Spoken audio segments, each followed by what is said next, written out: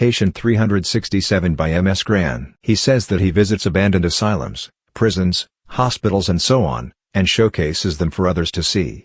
I heard a voice saying, I opened my eyes and squinted. I appeared to be lying in some sort of hospital room. What the hell had happened? Why was I here? I couldn't see anyone else around that the voice I just heard could belong to. Then again, I couldn't see much of anything. My head hurt and my vision was blurry. I closed my eyes again and went over the last couple of days in my head, trying to figure out what was going on. First off, I'm Jason. I manage a pretty successful YouTube channel, where I, mostly alone, go out and investigate abandoned places. Urban exploring, I love it, man. I love finding a place that no one else has discovered yet, to roam the halls of old school buildings, check out old prison cells or hospital rooms, the occasional presumably haunted cabin in the woods. I shoot video while doing this and post it on YouTube. I have quite the large fan base too, I'm proud to say. In fact, I've been able to make a living doing this for the last 2 years now. I'm always respectful to the places I visit. I never take anything with me home, no matter what. And let me tell you, I've found some pretty cool stuff over time. I also always research the places I'm going to very well, so that I can give it a fair representation in the videos. This last place I found, man was it awesome. Located in the middle of nowhere, in the midst of a huge forest, its tall towers with what in its glory days would have been gleaming spires peaked high above the treetops, now forsaken and on the verge of collapsing in on themselves. Since long bereft of their former majestic stature. This place was huge. Built in the classic Gothic style of the 19th century, its now blackened stone surface looked like something out of a classic knight's tale. The Fairmeadow Asylum for the Clinically Insane, the huge curved iron sign said above the gate, leading into the premises. I had found this place while researching on different forums online. Some people had talked about it, but I couldn't find anyone who had actually went there. Presumably because it was quite a hassle to get to. This was nowhere near where I lived, but after reading up on it, and looking at the photos, mind you, there weren't many of them to be found, I just knew I had to go. There wasn't much information to find about the place. I did however manage to find one old article from a local newspaper stating that at some point in the early 1900s, a patient, who the paper didn't mention by name, almost managed to burn the whole place down, and in the midst of the confusion and disarray of the fire, actually managed to escape the asylum, never to be found again. I had decided to make it a road trip. I was going to start here, at the Fairmeadow Asylum, and move on from there to an old prison, an abandoned train yard, and wrap it up with an old orphanage that had been turned into a military hospital during World War II. This would give me material enough for a couple of weeks of videos. It took me several hours and more than one wrong turn to finally roll up to the impressive gate. The gate, since long overtaken by nature, ivy grasping hold of the iron bars climbing from the ground all the way up over the cursive letters spelling out the name, stood silently looming over the forgotten entrance. Dead bushes and shrubberies growing wild all around the high fence surrounding the huge plot of land that belonged to the asylum. A gravel road led down the center of the front yard, on both sides decorated with what looked like apple trees. There were no apples now though, only bare branches reaching out like long bony fingers, looking to grab you if you came too close. The once, I assume, beautiful front yard was now heavily overgrown. It had been many years since this place last saw maintenance. I slowly drove down the narrow road, that ended in a roundabout in front of the main entrance. The roundabout circled around an old cracked and partially ruined cast stone fountain. The once white stone figures in the middle, children like angels that at one point presumably were pouring water out of their pots, now only filled with dirt, was missing both wings and other parts. Covered in dark green moss and dead leaves, they gave the place a real ominous feel. Their blank stare, frozen in time, destined to look over the slow decay of this place until they themselves would be overtaken by nature and neglect.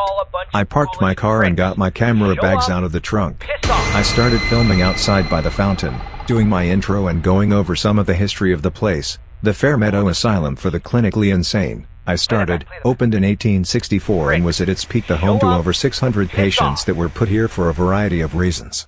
Back then it didn't take much to be deemed insane. It could be as little as being a bit paranoid, slow in learning, reading, writing, or what we today diagnose as AD or ADHD. There were of course also the cases here that were clearly more accurately described as truly insane. The patients hearing voices, speaking in tongues, people with schizophrenia and split personalities, the ones having sudden fits of pure wild aggression against whomever was unfortunate enough to being closest to them at that moment. Though no matter what the reason for the diagnosed insanity, this place had a sure way of making sure you'd be calm and not acting up ever again: the lobotomy. We will get back to that as we make our way to the operating rooms where these horrific procedures took place, I said while moving closer to the entrance. As I was walking up the stone stairs leading to the huge front door, going on with my presentation, I got a sudden feeling of déjà vu, only way stronger than I had ever had before. It felt like I had been there before, which of course I hadn't. It wore off, like déjà vus usually do, and I didn't think any more of it, until later. The doors were made of massive wooden planks, several inches thick, with a small square in the middle with metal bars forming an intricate pattern of a flower in the middle, with leaves and branches reaching out to the outer frame. I pulled on the cast iron handles and watched as the doors slowly slid open, pushing broken branches and piles of dead leaves down the front stairs to the sound of the rusty hinges screaming and screeching like a wounded animal in a bear trap. The sound traveled into the rooms and hallways on the other side of the doors, echoing as it went, making it sound more like 1,000 damned souls slowly burning in the fiery pits of hell. What a nice welcome, I commented on the video with a smile. A big entrance area opened up once inside the doors, a very high ceiling towering above, curved like the inside of a church, with lots of decorative details making its way to the very center where a huge chandelier still hung, motionless and covered in cobwebs. The floor was black and white checkered stones, cracked at places and with a fair amount of dust that for the first time in forever got to dance around in the wind again when I opened the door. To my left was what I assumed the front desk, where nurses or orderlies would welcome both visitors and new patients. To my right, on the wall hung a huge floor plan over the asylum, with directions to all the different facilities. There was a bird's eye view drawing of the place. It was built like a huge letter T with the main entrance I had just come through located in the cross section where the horizontal line met the vertical. The top line, or horizontal if you like, was the front of the asylum which I had seen towering in front of me while driving down the gravel road. I'll refer to this as the main building. The vertical line now lay in front of me, straight in from the entrance. I'll refer to this as the secondary building. To my right and left huge hallways went down the east and west wing forming the horizontal line of the T. According to the map, there were 4 floors including the ground floor, and a basement right beneath where I was standing now. Behind the whole complex, out on the back behind the secondary building there was a small house, a crematorium, and a cemetery with mostly unmarked graves where they had buried the patients that had died here who had no one to claim their bodies or remains. On the ground floor, or first floor if you'd like, of the main building, in the west wing, there were mostly offices and smaller examination rooms, I assumed to be close at hand when checking in new patients. To my right, on the ground floor of the east wing, there was a big dining room with an adjacent kitchen, a recreation room, a library and some more smaller offices. Straight ahead of me on the first floor of the secondary building were rooms that the staff could stay in overnight. Being as it was, way out in nowhere, staff probably worked a number of days in a row on a rotating schedule before being replaced by their colleagues. So of course they all needed somewhere to stay the night while working. In the entrance area, the center of the cross-section where the 2 buildings met, there were 2 huge staircases going up on either side of the door leading into the secondary building. This house was built before the invention of elevators, but it seemed that they had done some remodeling back in the early 1900s and fit one in next to the east side staircase. They sure did everything in style back then. Now faded of course, it looked like it had been a very nice looking elevator back in its prime, with brass doors and a golden frame around it, and a big finely carved golden arrow pointing to the floor numbers above. The curved marble stairs were at least 10 feet wide going up in a semicircle from floor to floor.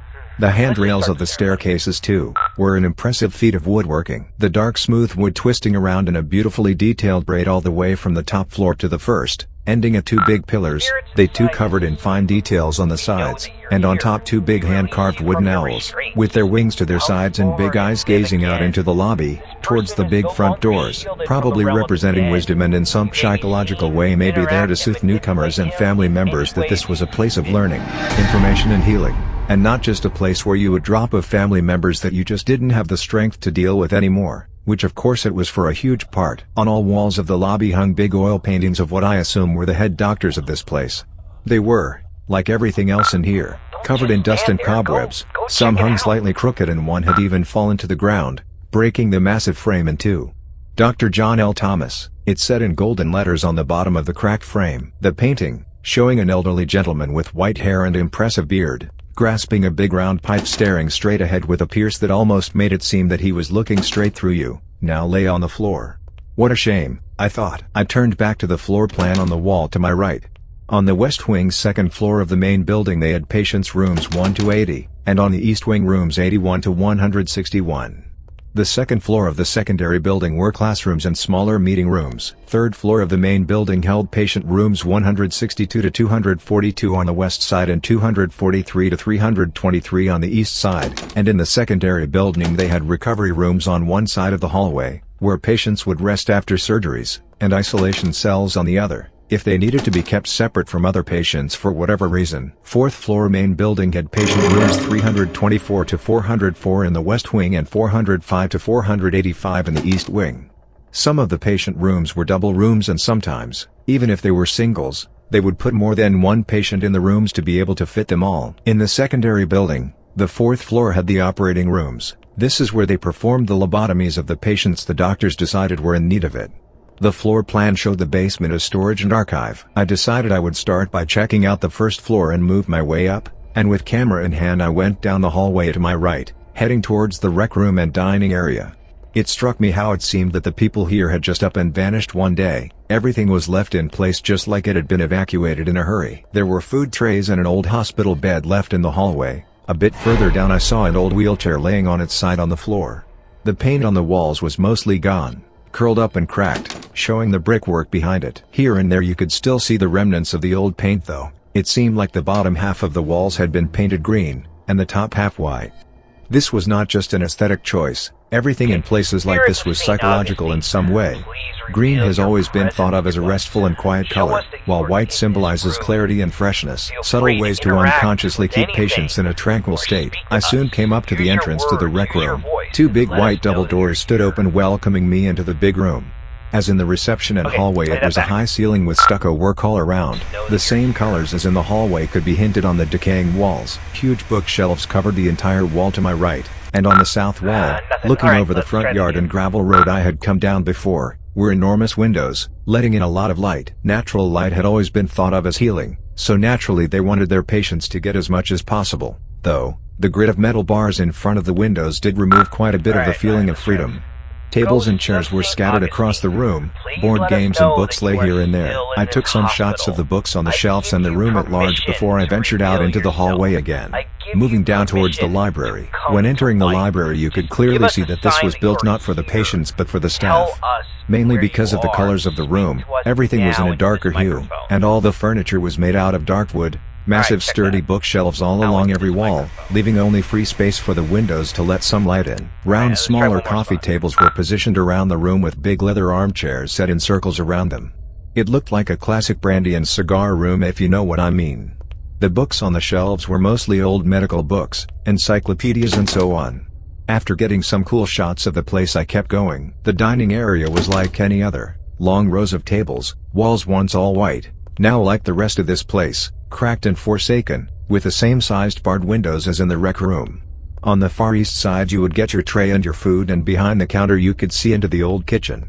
That was about it for the first floor on the east side. I went back to the lobby, and past it, going down the west side to check out some of the offices and smaller examination rooms. This was cool.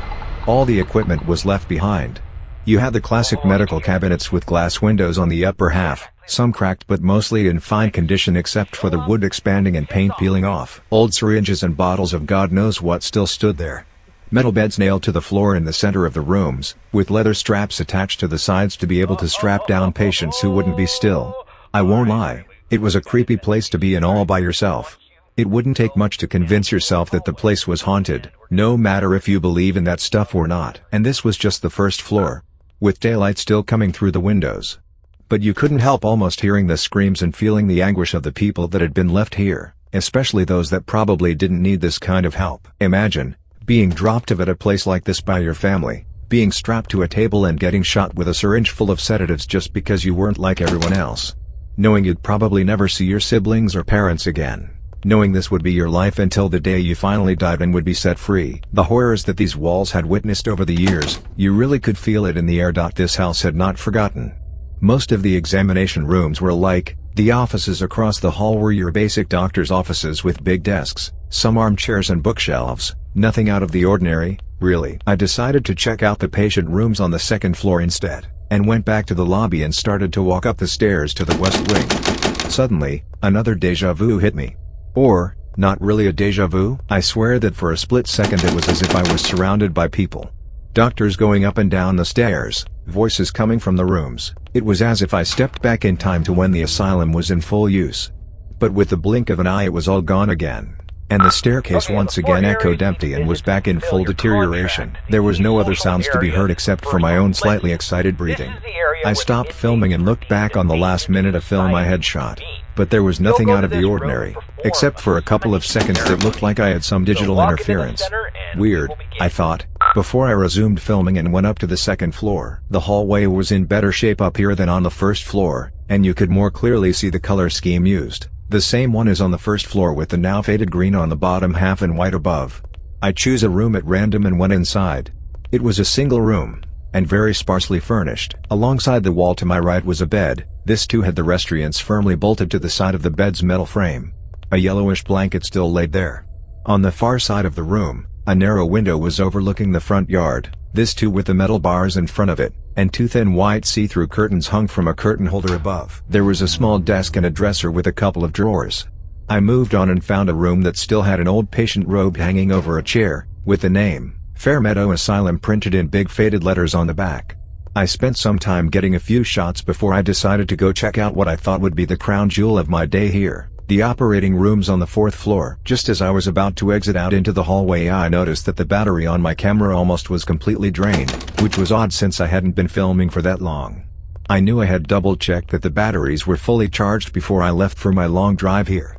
Usually these batteries could keep going for at least 5 or 6 hours before starting to drain. Is he still holding on to that character? The words flew by me as a whisper in the wind. Did I just hear that? Or think it? It sounded like it came from down the hallway, but I couldn't be sure. I looked all around me and out down the hallway. Nothing. No one. I closed my eyes and took a deep breath, shaking the unsettling feeling off of me, changed the batteries in my camera and moved on. I couldn't entirely shake the eerie feeling while walking back towards the stairs though. I don't believe in ghosts, hauntings and stuff like that, but I had to admit, even I was starting to feel uncomfortable here. I had to double check to see that I really was alone here. Hello? I screamed down the empty hallway, my echo being the only response. I quietly moved over to the room closest to me to see that there were no one lurking in there. A curtain hang from the ceiling, the kind you use to separate beds in a double room. I clearly saw the silhouette of a person on the other side. Fear grabbed me. Had I not been here by myself this whole time? Was I being followed by some murderous lunatic, or worse? I slowly and quietly walked up to the curtain and with a swift move pulled it to its side. I grabbed hold of the bed in front of me and sighed in relief when I realized it was only a mannequin. The kind used to practice medical procedures on. It looked old and ragged, with multiple small holes all around the eyes, as if it had been stabbed over and over. I regained my nerves and started to walk back out to the stairs. The nagging feeling still lingered in the back of my head though. Where did all the voices come from? I got up to the 4th floor, and this was by far the one most affected by time and neglect of them all. It looked like it had been deteriorating for much longer than the other floors. There was no paint left at all on the walls, just bare, cracked bricks. The ceiling was discolored, dark, and sunken in at places, looking as if it was about to completely cave in at any second. I hesitated. What if the floor would give way? I'd fall. I could get really hurt out here, with no help around, or worse. But what kind of urban explorer would I be if I didn't even attempt it? This was, after all, what I had come here for. I mustered my courage and took a first light step out onto the floor. There were no stone plates here, the floor was all wood, moldy wood by the smell of it. Some looked burnt. It creaked and cracked under my weight, but I kept on going. I went into the hallway of the secondary house. Here you could see clear traces of a fire at some point. The walls had patches of darkness on them, as if they had been exposed to intense heat. This must have been the fire I read about, I thought. Jeremiah Robertson. I turned my head so fast I almost fell over. I swear it was as if someone had stood right next to me and whispered in my ear. But just like before, there was no one. I suddenly realized I was still laying strapped to this goddamn bed. What the hell is going on? I yelled out. No response. I tried looking around to see where I was, but quickly realized even my head had been fixated. I couldn't move at all. Out of the corner of my eye I could see what looked like one of the medical cabinets I had seen in the examination rooms earlier, only it looked brand new. Not at all like the ones I had seen, with the paint peeling off or the cracked glass planes. Hello? I yelled again. Is anybody there? What are you doing to me? Where am I? Nothing. God damn it, I thought, I need to remember how I got here. Where was I? Right. The fourth floor. I closed my eyes and kept going over what had happened out there on the asylum. I had made my way into the long hallway. Above the door to my right there was a sign that was still readable, if only barely. OPR 2, it said. Operation Room 2, I guessed as I pushed the doors open. It seemed to be one of those old educational operating rooms, where you had the operating table in the center of the room, and bleachers around it on a second level for medical students or colleagues to observe the procedure.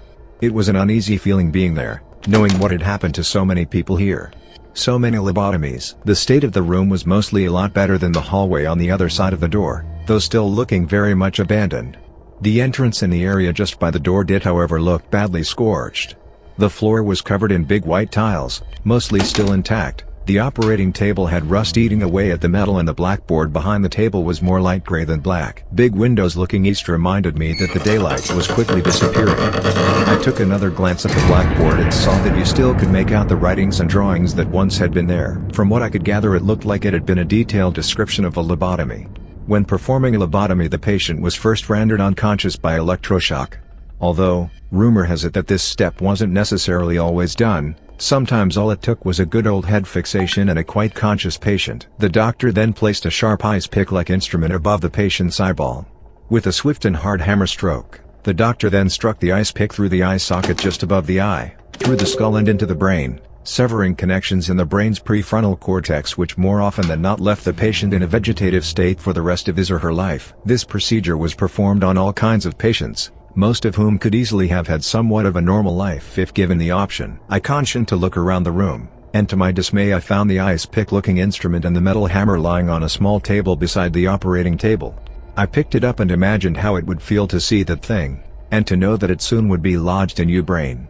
I felt nauseous just holding it, and put it back down. I kept looking around and went through towards the desk that stood in the corner. One drawer was full of metal bracelets with names stamped to a small plate in the middle. These must have belonged to the patients, I thought. There was about 20 of them. I picked one up. Janet McFerrin, it said. I looked at another. John Reese, Oliver Holden. The third said. I was about to close the drawer when one bracelet called out for my attention. Jeremiah Robertson. There's that name again. I thought. I swear I heard that before in the hallway. That would be one hell of a coincidence, I thought, if I had just imagined a random name before, and then found this up here. Did I actually hear it? Then again, what kind of explanation do I have for hearing names echoing down an abandoned asylum hallway? Am I losing it? I decided that I had more than enough footage of this floor and all of the surroundings. I thought it was best I started to pack up and head out, before it got completely dark outside.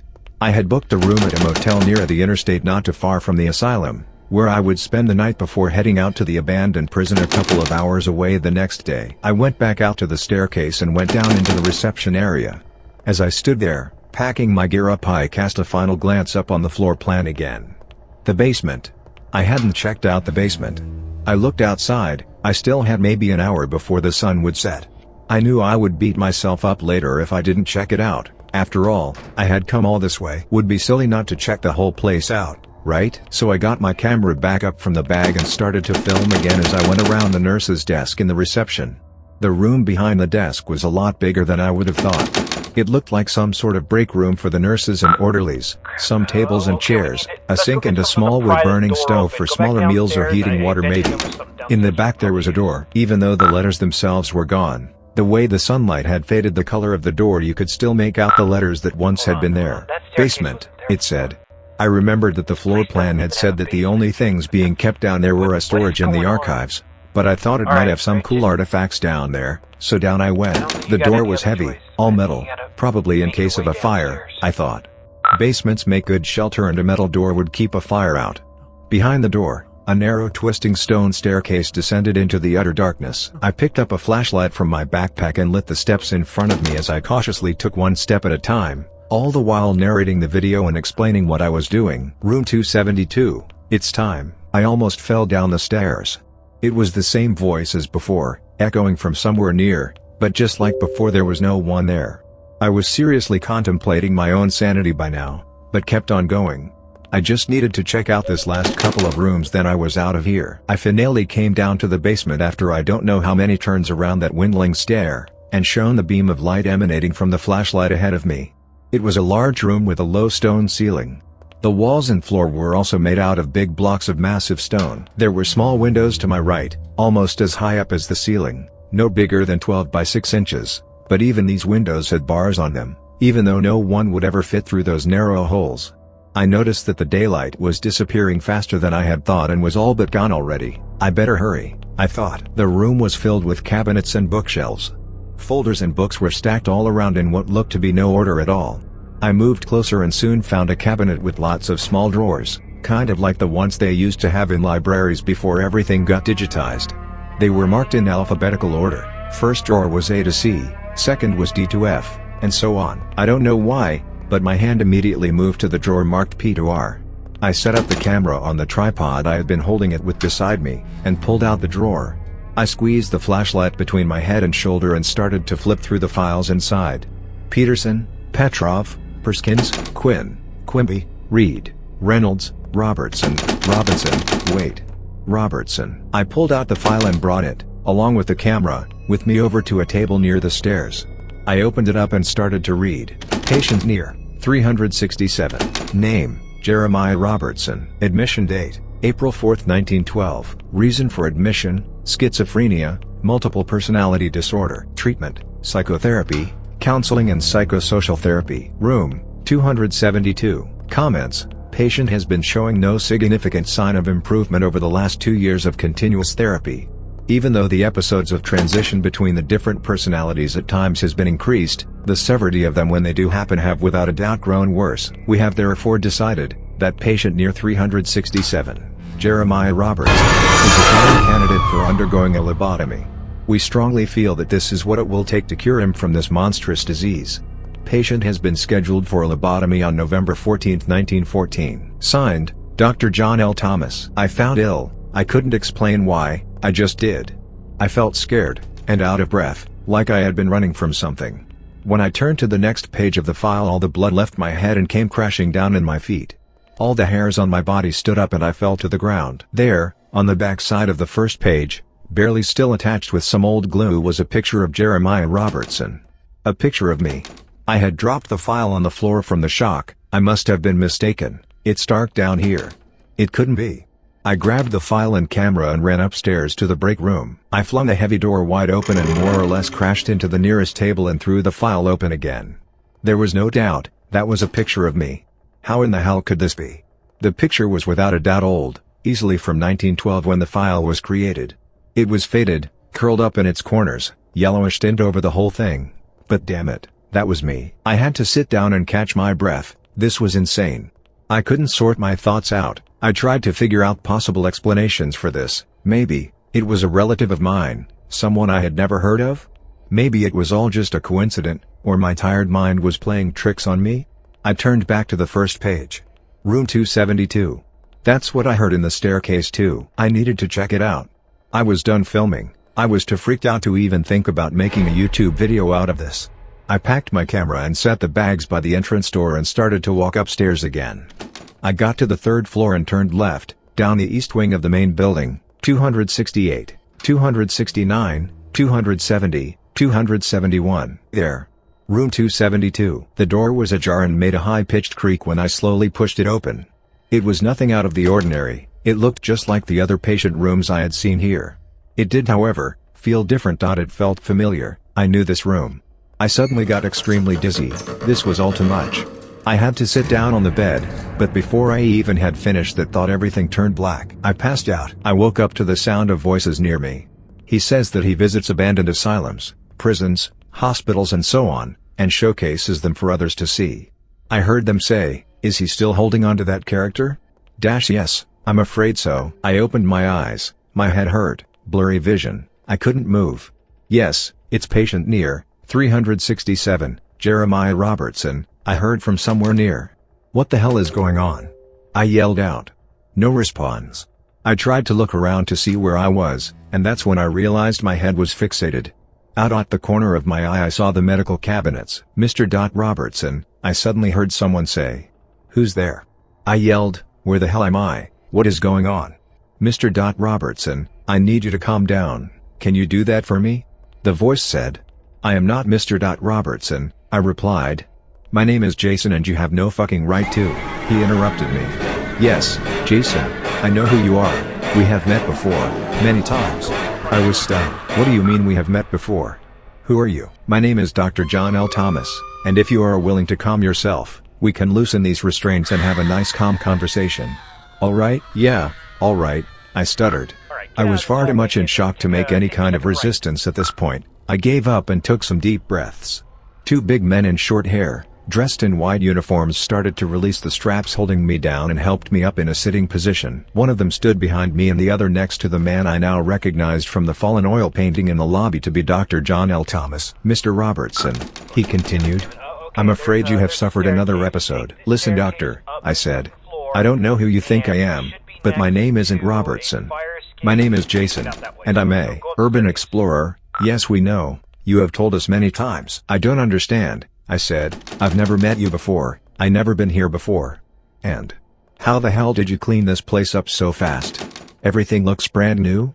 I looked around. There were no paint falling of the walls. The floor was impeccable. Rows of folders stood neatly positioned in the bookshelves. I glanced out of the room and saw nurses and orderlies walk past, patients in wheelchairs being pushed around. It looked like I was back when the place was in its prime. I sat with my mouth open trying to grasp what I was seeing. As I said, the doctor continued. I understand that this is all very confusing, but let me assure you, we've been through this many times, you and me. And it's about time we finally did something about it. He motioned for the orderly next to him to fetch a wheelchair that stood in the corner. Room 272, it's time. Someone shouted from the hallway. Come with me, he said as I felt the big hand from the man behind me grab hold of my arm to assist me down into the wheelchair. They started to strap my arms down to the wheelchair and I tried to pull away. Now, Dr. Thomas said, there's nothing to be afraid of, Mr. Robertson. This is only for your own protection. We will release you as soon as we arrive. All right? Arrive where? I thought. I took another deep breath and tried to relax. I needed to play along to understand what the hell was going on. Okay, I said, nodding my head, and I let them strap my arms down. We got out into the hallway, Dr. Thomas walking in front of me, slowly packing his round pipe with tobacco. Both of the big guys walking behind me, one pushing the wheelchair. I couldn't believe what I was seeing. There were people everywhere here. All the rooms had patients in them, nurses walking back and forth with equipment or charts. It was first now that I noticed that I had the robe on, the same I had seen in one of the abandoned rooms before, with the Fairmeadow Asylum text printed on the back. I started to feel the panic creep up on me. As I said before, Dr. Thomas continued, we have had this conversation many times before. Unfortunately, I don't think our sessions have had any real impact on your condition. Even though the episodes come less frequently, I have noticed that when they do come, they tend to affect you deeper every time. Every time you seem more and more convinced of this reality of yours. We had come to a stop in front of the now fully functional elevator. I saw the arrow above it moving from floor 1 to 2, then from 2 to 3. A clear bell rang as the doors slowly opened up. The doctor walked up behind me and thanked the orderlies. I can take it from here, he said, sending them back to the hallway of the 3rd floor. He rolled me into the elevator and pressed the button for the 4th floor. Now don't you worry about this, Mr. Robertson. We are quite sure that we will rid you of this condition once and for all. Rid you of this, Jason personality that you have conjured up. Now, the panic set in for real. No, where are you taking me? I'm not a fucking personality, I'm a real person. You can't do this. I started to freak out as the doors slowly opened on the 4th floor. 2 new, just as big, orderlies were waiting on the other side of the elevator doors to assist the doctor. Once again he walked in front while I was being pushed by these clones. They all looked alike. I now knew where we were going. We took the turn into the secondary building, and then into OPR 2. It looked the same as it had done when I was here, just moments ago, though as with the rest of the place, it was spotless, shiny and looked brand new. The doctor came up to me and put a hand on my shoulder. Relax, he said, we have done this many times before, you have nothing to worry about. Soon, you will be back to normal, back to good old Mr. Robertson. He reached down and unclasped a bracelet from my wrist. I hadn't even noticed it before. He then went over to the desk in the corner. There was a nurse sitting there. He handed the bracelet over to her and I saw her dropping it into the drawer. Mr. Robertson, scheduled for a lobotomy today, November 14, 1914, he said to her. 1914? I cried out, are you people insane? It's 2021 and you can't fucking perform lobotomies on people. Mr. Robertson, I do have to insist that you calm yourself down. Otherwise we're going to have to sedate you," the doctor said, turning his head towards me, giving me a stern look. One of the orderlies went over to a cabinet to my right and unlocked the glass doors, as if to be ready if they needed to make good on their threat. I had to figure out a way to get out of here. I tried to calm myself down and look around the room. It wasn't until then I noticed all the people up on the second level, looking down at us. More doctors, young men holding pens and papers, medical students, I assumed. They were all looking at me in a way that you look at a monkey at the zoo. This was how they must feel, I thought. Like a specimen, an experiment waiting to happen. I continued to scan the room. Dr. Thomas was now standing by the blackboard, now acutely black, and drawing something up while addressing the audience on the second level. I looked to my right, there was the medical cabinet, now with the glass doors open. There were supplies stacked on the shelves inside, syringes, tubes, and a big bottle of ethyl alcohol with a big flammable warning on the side. I looked back over at Dr. Thomas, who was still writing and drawing on the blackboard while talking loudly to the onlookers. The orderlies had sat down on 2 chairs to my left, fully engaged in listening to what the doctor was talking about. I slowly tried to slide my hand out of the restraints. They hadn't fastened my right hand as hard as my left. Maybe if I... The doctor turned to me, pointing with his whole arm, and presented me to the room. I stopped trying to get loose immediately. One of the big guys in white came over and rolled me into the center of the room, right next to the operating table. It wasn't until then I recognized what was being written on the blackboard. It was the same description as I had seen last time I was here, the step-by-step instructions to a lobotomy. My head was spinning. I couldn't grasp what was going on. All I knew was that I had to get the hell out of there. Everyone's gaze was yet again focused on Dr. Thomas's presentation, and I very stealthily rocked my hand from left to right. Finally, I felt it come loose. I left it like that for now, as to not draw attention to myself. I needed to loosen my left hand as well, but there was no way that would go unnoticed. I was sitting right in front of at least 10 people. I needed to think. "Excuse me, Dr. Thomas," I said, "would it be possible to turn me around so that I can see what you're writing? After all, it is me who is going to get the benefit of this treatment, and I think it would be interesting to see how it is done." The doctor turned his head and smiled. "There, see, now that you've calmed down you're starting to come to your senses." He motioned for one of the orderlies to come and turn me around. I now had my back to the audience and slowly slid my right hand out and quietly, and very carefully, loosened my left hand. I had just placed my right hand back under the restraints when Dr. Thomas turned to face the room once more. "And that's about it," he said. "Any questions?" He was done with his presentation. I didn't have long now. I saw the small table I had seen before. Now to my left, there it was, the ice pick and the hammer, gleaming in the light. Dr. Thomas got out his pipe while listening to a student asking something, and stuffed it with tobacco once more. From his pocket he presented a box of matches. He lit one up and held it up to his pipe, drawing deep puffs to get it going. The smoke rose towards the ceiling. It had a sweet smell to it. He threw the box of matches down on the table beside me, and I knew this was my chance. As quickly as I could, I almost flew out of the wheelchair, grabbing the matches as I went. I rushed over to the open medical cabinet and grabbed the bottle of ethyl alcohol and held it up in the air. "Wait!" Dr. Thomas shouted as the orderlies were about to run over and tackle me. "Mr. Robertson, now don't do anything hasty here. Remember, we are all here to help you." "Yeah, well, I don't remember asking for your help," I screamed. "I am not about to let you hammer a fucking ice pick into my skull, you understand?" "Calm down," he said, slowly walking towards me. "You don't actually think you can just walk out of here, do you?" I backed up as he was approaching, raising the bottle higher. "Stop!" I yelled. "Don't come any closer." Out of the corner of my eye I saw the orderly slowly walking along the wall towards me. An incoherent gasping and mumble was heard from the students and doctors above us. With all my force I threw the bottle on the floor, sending shards of glass flying across the room, the content of the bottle splashing all over. I lit a match, and held it threateningly in the air. I said stop. I yelled again. The orderlies looked over to Dr. Thomas for confirmation of what to do. He held his hand in the air. "Now be careful, Mr. Robertson, that is highly flammable." "Oh, I know," I said. "You will let me go, or I will burn this fucking place to the ground. You hear me?" One of the men in white saw his chance and leapt towards me. His quick movement startled me and dropped the lit match to the floor. A flash of light dazed the room, and in a second you could feel the heat licking your skin.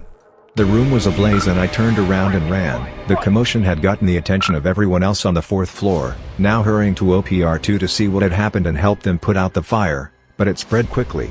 High flames whipping the ceiling, spreading out into the hallway, Floors, walls, everything caught fire. I hurried down the stairs, second floor. All empty.